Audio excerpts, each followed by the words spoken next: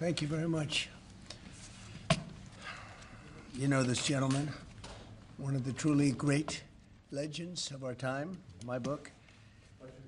Before we begin, I'd like to say a few words about the shooting at Fort Stewart in Georgia.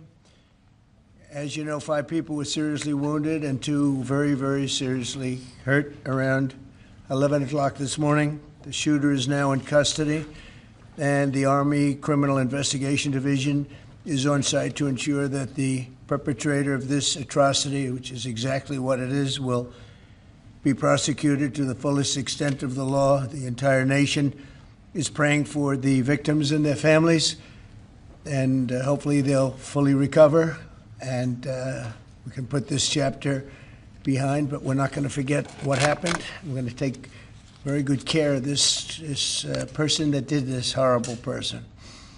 This afternoon, we're pleased to welcome to the White House one of the great and most esteemed business leaders and geniuses and innovators anywhere in the world, Apple CEO Tim Cook. It's an amazing job. Thanks as well to Secretary of the Treasury Scott Bessent and Secretary of Commerce Howard Lutnick for being here, wherever you may be.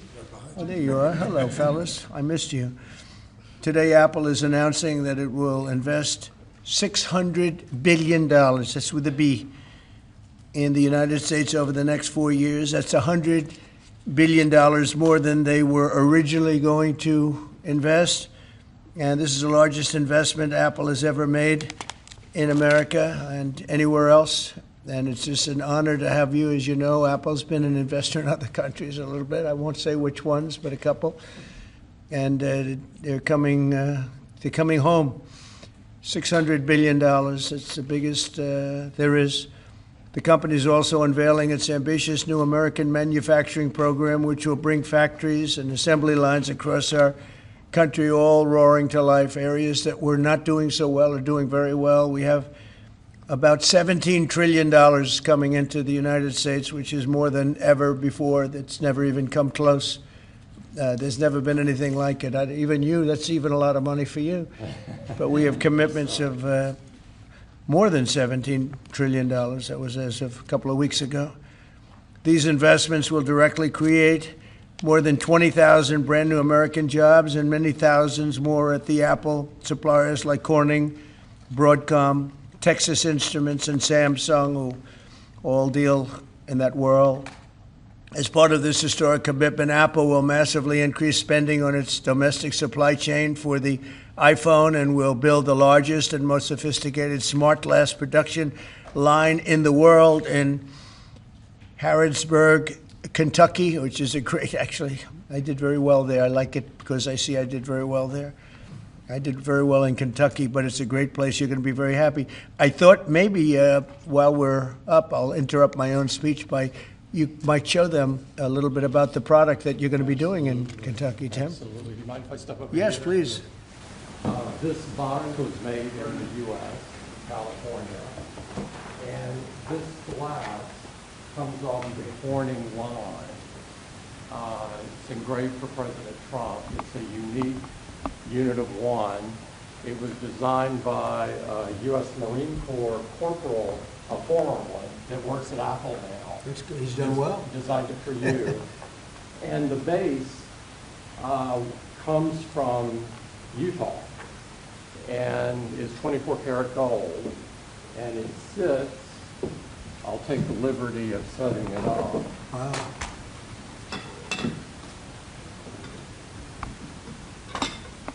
Well, let's see. There we go. Congratulations, Thank you Mr. very much. President. It's Thank you so fantastic. much. The great people of Kentucky. You're going to find it a great place to do business, too. It's fantastic. Isn't that nice? We're doing these things now in the United States instead of other countries, faraway countries. This is a significant step toward the ultimate goal of ensuring that iPhones sold in the United States of America also are made in America. With the mass infusion of capital it's announcing today, Apple will also build a 250,000 square foot server manufacturing facility in Houston and invest billions of dollars to construct data centers across the country from North Carolina to Iowa to Oregon. That's big stuff. Apple will also open state-of-the-art manufacturing economy. It's going to be a manufacturing academy in Detroit, and that's a great place to do. Well, you know, big things are happening in Michigan and Detroit. They're coming in because of what we've done with the, I call it the Great Big Beautiful Bill. I added one word, great. But we have probably the biggest, most comprehensive piece of legislation ever passed. It's going to mean unbelievable numbers of jobs and no jobs on, think of this, whether it's tips or overtime or Social Security, no tax. So no tax on tips, no tax on Social Security, no tax on overtime. And there's just a small bit of it.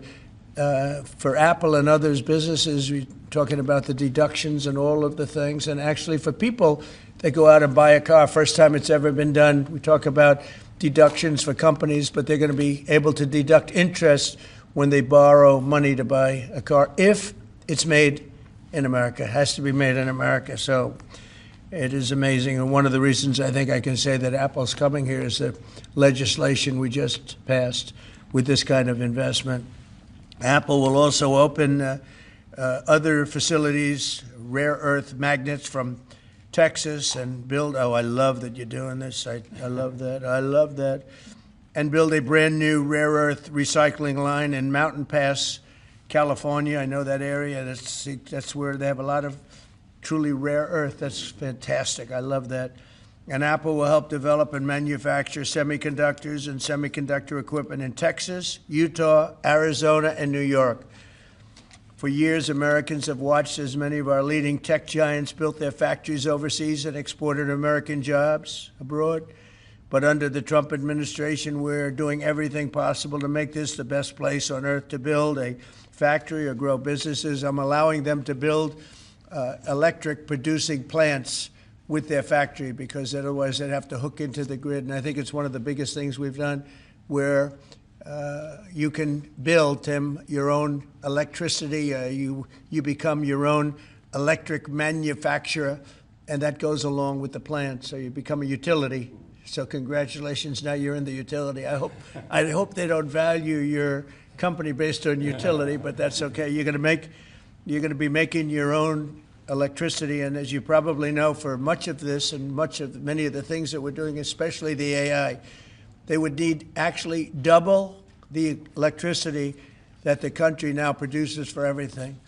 So it's massive electric, and they're going to be able to make their own, and they're getting very fast approvals. Lee Zeldin is doing a fantastic job, including with a 100% expensing on the one big beautiful bill. In return, we're asking our businesses to invest in America, and they're coming in at levels that we've never seen before. So I don't know when it shows up, but there are a lot of factories and a lot of plants that are either under construction or soon will be starting construction. So can't tell you exactly when, but I want to be around in about a year from now and 2 years from now, because we're going to see an explosion, I think, like this country has never seen before. Never. Today's announcement is one of the largest commitments in what has become among the greatest investment booms in our nation's history, and we've got the hottest country anywhere in the world. You know, I told you the story that, and Tim, I'll tell you, but I went to the Middle East, and I was with Qatar, I was with UAE, and the King of Saudi Arabia, all great leaders. And then I went to NATO and saw many great leaders, and we just finished that about 4 weeks ago. Everyone, virtually everyone, said, in effect, that we were a dead country 1 year ago. America, this was a dead country. We were dying, we were dead. And now you've got the hottest country anywhere in the world. This would have never happened except for certain people. Thank you very much. I appreciate it.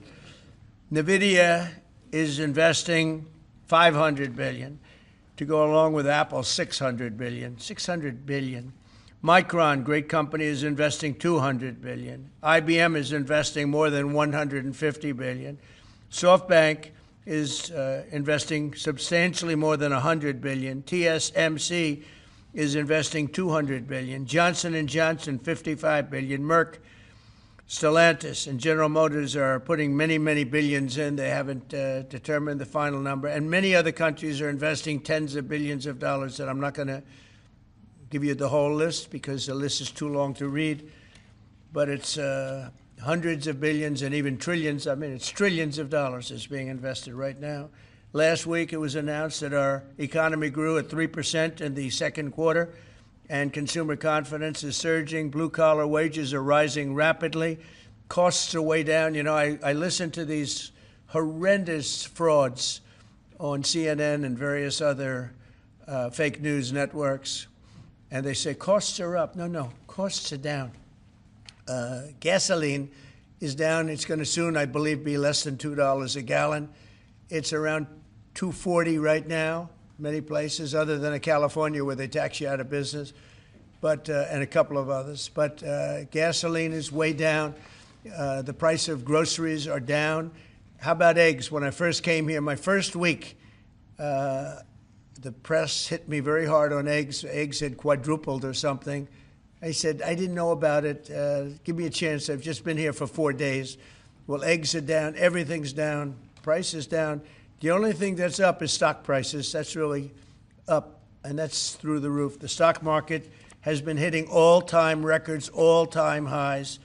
Last week it was announced that our economy grew at levels that we haven't seen in a long time, but the real levels of growth are going to be judged in a year from now when you start seeing some of these incredible plants, because we have car plants opening. They're coming in from Canada, from Mexico, and from all over the world. And they're coming in because they like the way the election worked out, but they also like the fact that they don't want to pay tariffs. And the tariffs, I think, will be we're taking in hundreds of billions of dollars in tariffs. I won't be so specific other than to say, because we don't even know what the final number is. We just made a deal, as you know, with the EU where they're paying hundreds of billions of dollars. Japan paying hundreds of billions of dollars, and numerous other countries paying hundreds of billions of dollars. And we're not even completed there. And as you know, they found $25 billion 3 weeks ago. They said, we have a surplus of $25 billion. And they said, where did this come from? I said, check the tariffs. And they checked. They said, you're right, that's where it came from. And we've really just started. This is just in its infancy. So we have a great country. We have a country that is going to be very rich. It's a country that we're very proud of, but it's going to be very rich. And it's companies like Apple, they're coming home. They're all coming home. And we want them to come home. They have to come home. We're going to treat them really well. We're going to be putting a very large tariff on chips and semiconductors.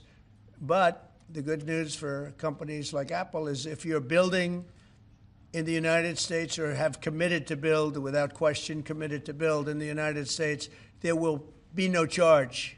In other words, we're not going to be charging. So a lot of countries, a lot of companies are leaving various other places, and they're coming to the United States. So in other words, we'll be putting a tariff on of approximately 100% on chips and semiconductors. But if you're building in the United States of America, there's no charge, even though you're building and you're not producing yet in terms of the big numbers of jobs and all of the things that you're building. If you're building, there will be no charge. So I just want everyone to know that. And I didn't even tell you that inside. We discussed the concept, but I didn't. So it's a big factor. So 100% tariff on all chips and semiconductors coming into the United States. But if you've made a commitment to build, or if you're in the process of building, as many are, there is no tariff. Okay? If for some reason you say you're building and you don't build, then we go back and we add it up, it accumulates, and we charge you at a later date. You have to pay, and that's a guarantee. So that's a big statement, and I think the chip companies are all coming back home. They're all coming back. You know, we started with Intel, and gradually Intel was just taken over the coals. They were taken to the cleaners, frankly, and moved to other places, in particular Taiwan. But I think a lot of those companies are coming back, and they're coming back very rapidly. So that's a big statement. 100% tariff. I want to thank you very much. Tim, would you like to say a few words about your company, please? Good afternoon, everyone. Mr. President, thank you very much for having me here today. You've been a great advocate for American innovation and manufacturing, and I'm grateful for your leadership and your commitment. That's a commitment we share at Apple because American innovation is central to everything we do. Our products are designed here, we're hiring and growing here, and we support 450,000 jobs with thousands of suppliers and partners in all 50 states. Earlier this year, we made our largest ever spending commitment, $500 billion to the U.S. over the next 4 years. That's already yielding results.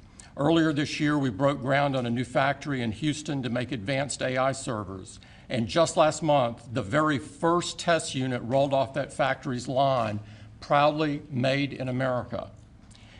President Trump shared some kind words about that work, but he also asked us to think about what more we could commit to doing. And Mr. President, we took that challenge very seriously. I'm glad to be here with you today, and I'm very proud to say that today we're committing an additional $100 billion to the United States, bringing our total U.S. investment to $600 billion over the next 4 years. As a part of this, we're launching Apple's American Manufacturing Program.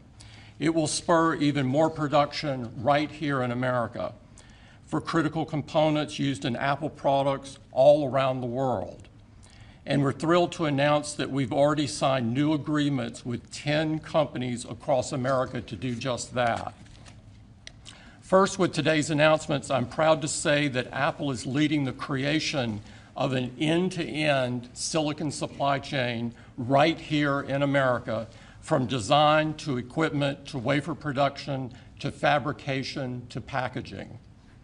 In Texas, we're working with manufacturers like Texas Instruments, Global Wafers America, and Applied Materials. We're working with Amcor in Arizona and Broadcom and Global Foundries in New York. Thanks to President Trump's vision, and with his help in his first term, we also led the way to bring TSMC to Arizona by committing to be their first and largest customer. Today, they're producing tens of millions of chips for Apple using one of the most advanced process technologies in America today. We're going to keep working with our suppliers to move even more of this incredibly advanced work to America. And this year alone, American manufacturers are on track to make 19 billion chips for Apple in 24 factories across 12 different states. Second, we're committed to buying American-made advanced rare earth magnets developed by MP Materials, which will become part of Apple's devices shipped around the world.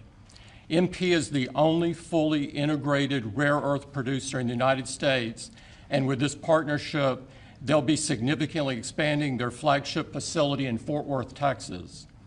We're also thrilled to work together on a cutting-edge rare earth recycling line in Mountain Pass, California. And third, in Kentucky, we've worked with our partners at Corning to build the world's largest and most advanced smartphone glass production line. And I'm pleased to announce that very soon, this is for the first time ever, every single new iPhone and every single new Apple Watch sold anywhere in the world will contain cover glass made in Kentucky. In addition to the American manufacturing program, we're also significantly growing our investments in AI, including expanding data center capacity in North Carolina, in Nevada, in Iowa, in Arizona, and Oregon. So we're going to keep making investments right here in America. We're going to keep hiring in America. And we're going to keep building technologies at the heart of our products right here in America. Because we're a proud American company, and we believe deeply in the promise of this great nation. Thank you all, and thank you, President Trump, for putting American innovation and American jobs front and center. Thank you, sir. Great honor. Thank you. Very much. Thank you. Appreciate it. What a job he's done. What a job. Incredible. I want to thank you very much, and thank you, JD, for helping along. Good job. Really good job. Any questions, please? Mr. President, Yes. you promised on the campaign trail to bring forth a manufacturing renaissance. You just mentioned $17 trillion in your first 7 months or so. Right. Can you talk about how an investment like this, all the other ones that you laid out, will positively impact the millions of Americans that trusted you with their vote? Thank you very much. It changes our country. I mean, our country is a very different country than it was 6 months ago. And people like Tim are coming. We had Micron in yesterday. We had all of the big, great companies that you read about, you don't know about, but you read about. Many of them were making products outside of our country. Foolishly, we lost them. If we had the right person sitting in that seat, that would have never happened 20 and 30 years ago. When you look at the chip business, it would have never left our shores. We had 100% of chips originally, and then we slowly got taken down to nothing. We have the biggest chip companies, to both of them, but we have the biggest in the world coming in. They're going to Arizona and beyond. And we're going to have, in a short period of time, we'll be up to almost 50% of the chips from starting in nothing. And that's something. But we have the greatest companies in the world coming into our country. And that means jobs, and it means wealth. And wealth means security for our people. Okay? Brian? Yes, sir. Congratulations on this investment, President Trump. And Thank you. Great example of putting America first. What does the labor force look like to fill these jobs that you have? Do we have enough skilled American workers to fill these? Well, we do have a lot of workers, and we have a lot of workers that hadn't been looking for work because they were disincentivized, frankly. And people like Tim have tremendous schools and training centers that they build along with a lot of their big plants where they train people on whether it's glass, like in Kentucky, or computers, or whatever they might be doing. It's a complex world, and they train people, and they do a great job. So it's a whole new workforce. Now, we have a lot of them in energy because, you know, they've always liked energy. As you know, coal has opened up and opened up big. We brought it back and brought it back in a very large way. You know, China's right now building 58 coal-fired plants, 58 big ones. And here we were saying, we don't take coal. We have more coal than anybody else in the world. We have more oil and gas than anybody else in the world. But we have tremendous energy jobs, and the energy, as you know, we're booming with energy. And that's why the gasoline prices are down. The costs are down. I just hope when they watch these shows, I watch this, I won't use names because I just make them better known, that nobody knows who they are. But I watch this group of people on CNN and MSDNC too, the same thing, where they say, well, costs have gone up. Costs haven't gone up, they've gone down. I'm telling you, the thing that's gone up is stock prices, and success of our country. Our country is really, really doing well, successful. Yes, ma'am? Yes, Mr. President, have Putin and Zelensky agreed to a summit yet? And where and when would that be? What would Well, that there's a very good prospect that they will. and we haven't determined where, but we had some very good talks with President Putin today, and there's a very good chance that we could be ending the round, ending the end of that road. That road was long and continues to be long, but there's a good chance that there will be a meeting very soon. How close do you think you are to a deal? Excuse me? How close do you think you are to some kind of deal? Well, I don't want to say. I've been disappointed before with this one. You know, we've solved 5 wars, plus add to that Iran, where we wiped out their nuclear capacity for weapons. They would have had a weapon within 2 months, maybe less, and that was totally obliterated. It turned out it was a total obliteration, and the pilots and the people that did that job are really, we have the greatest armed forces in the world, but that was really something. In fact, there's a model of the plane right there. So, you got to bring that up, Susie. We have to see that. Look at this. This was just given to me. You know, we ordered brand new B-2 bombers. This is a plane that over a period of 36 hours of constant flying. Look at this. So this is the brand new one they just ordered. Similar, but actually quite different. It's new and enhanced. It's an amazing machine. It went 36 hours. We had 52 tankers up in the air loading up our planes, because this was surrounded by F-22s and F-35s, and it was flawless, Tim. Even you would say it was flawless.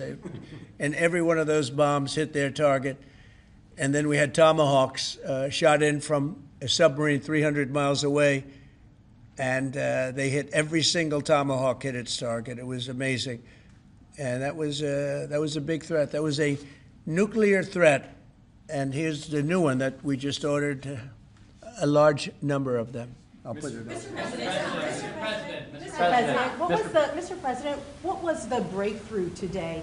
Did Vladimir Putin make some kind of concession that he hasn't been willing to make before? I don't call it a breakthrough. I mean, we've been working on this a long time. There are thousands of young people dying, mostly soldiers, but also, you know, missiles being hit into Kiev and other places. But in terms of soldiers, I think Russia's lost over 20,000 since the beginning of the year. 20,000. And I guess the estimate for Ukraine is about 9,000. It's a terrible situation. We want to get it stopped. You know, we don't have American soldiers there, but I feel I have an obligation to get it stopped. This was not my war. This war would have never started, not even a chance. And it didn't start for 4 years. It went 4 years and didn't start. But this is Biden's war. This was on his watch. And, you know, it's funny. We had no land was taken from Trump. It was taken from Bush. It was taken from Biden. The whole thing they would take from Biden. If it weren't for us. But it was taken by Obama. Take a look at what was taken with all of the land that was taken. Nothing was taken by Russia from us. Not 1 ounce of land was taken. I'm here to get the thing over with. It would have never started if I were president, and we're here to get it stopped and get the death stopped. Yeah, please. Mr. President, in the past, you said you would know if Putin was hacking you along. What gives you any confidence that he is or isn't doing that this time around? Can't answer the question yet. I'll tell you in a matter of weeks, maybe less. But we've made a lot of progress. And as you know, we put a 50% tariff on India on oil. They're the second largest. They're very close to China in terms of the purchase of oil from Russia. But so I don't know if that had anything to do with it. But we've had very productive talks today. Yes, ma'am? President Trump, on federalizing D.C., are you considering taking over the D.C. police? Is that an option on the table? We're considering it, yeah, because the crime is ridiculous. I could show you a chart comparing D.C. to other locations, and you're not going to want to see what it looks like. It was just up on television, actually. They were showing it. Now, we want to have a great, safe capital, and we're going to have it. And that includes cleanliness, and it includes other things. We have a capital that's very unsafe. You know, we just almost lost a young man, beautiful, handsome guy that got the hell knocked out of him the night before last. And I'm going to call him now. We wanted to give him a little recovery time. We just put a call into him. They're calling back in a little while, but he went through a bad situation, to put it mildly. and there's too much of it. We're gonna do something about it. So whether you call it federalized or what, and that also includes the graffiti that you see, the papers all over the place, the roads that are in bad shape, the medians that are falling down, the median in between roads that's falling down. We're going to beautify the city. We're going to make it beautiful. And what a shame. The rate of crime, the rate of muggings, killings, and everything else, we're not going to let it. And that includes bringing in the National Guard, maybe very quickly, too. And do you want Congress to look at overturning the DC Home Rule Act? We're going to look at that. In fact, the lawyers are already studying it. We have to run D.C. This has to be the best-run place in the country, not the worst-run place in the country. And it has so much potential, and we're going to take care of it. You're going to be safe.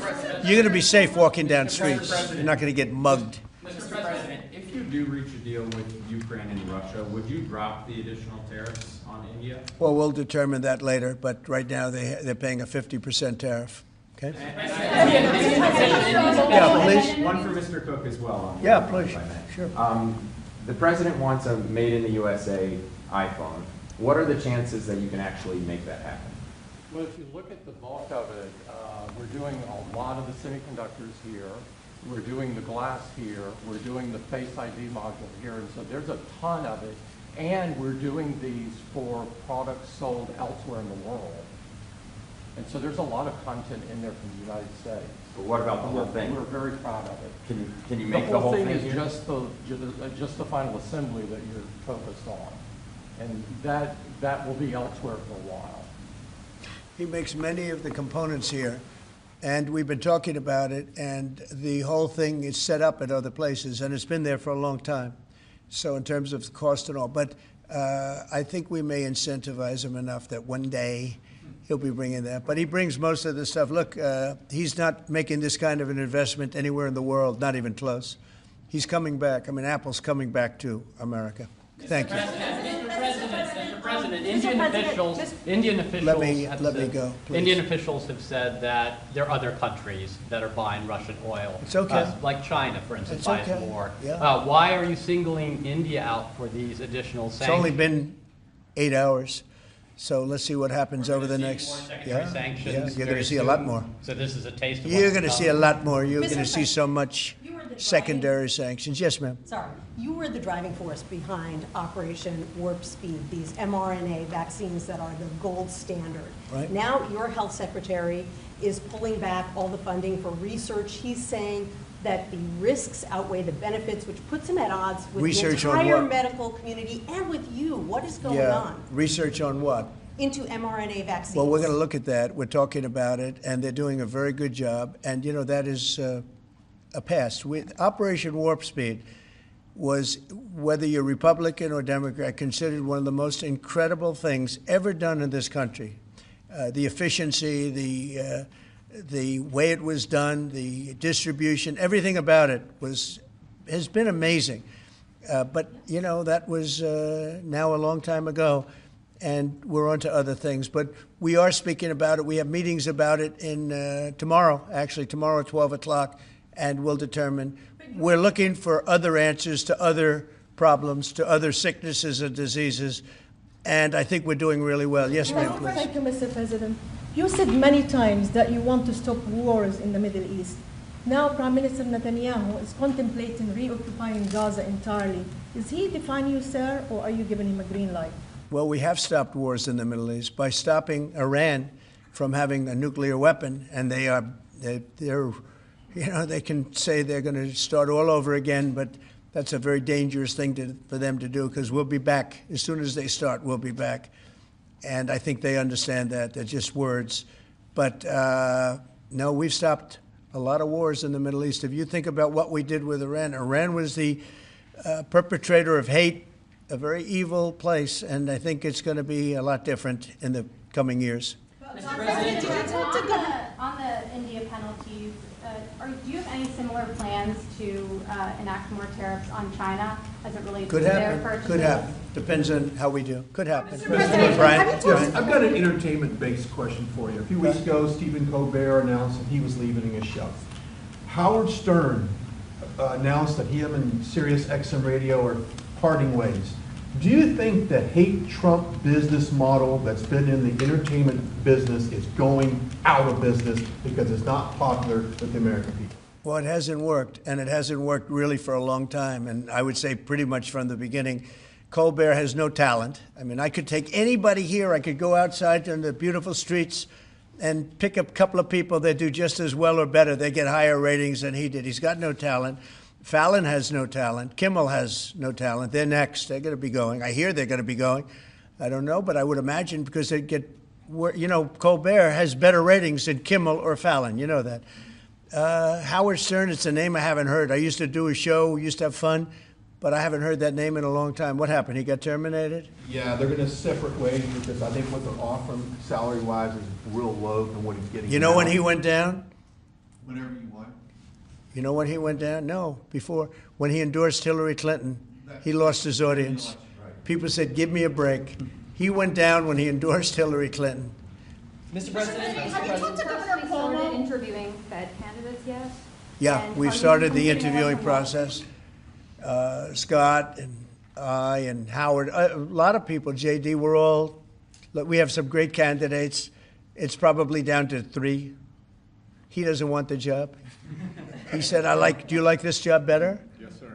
I mean, he was a candidate, but I don't think he'll take it. Are there I any really candidates don't think he'd take it, Are there actually. any candidates from Wall Street, Mr. President? Yeah, essentially, we're all from Wall Street, aren't we? You know, when you get right down to it.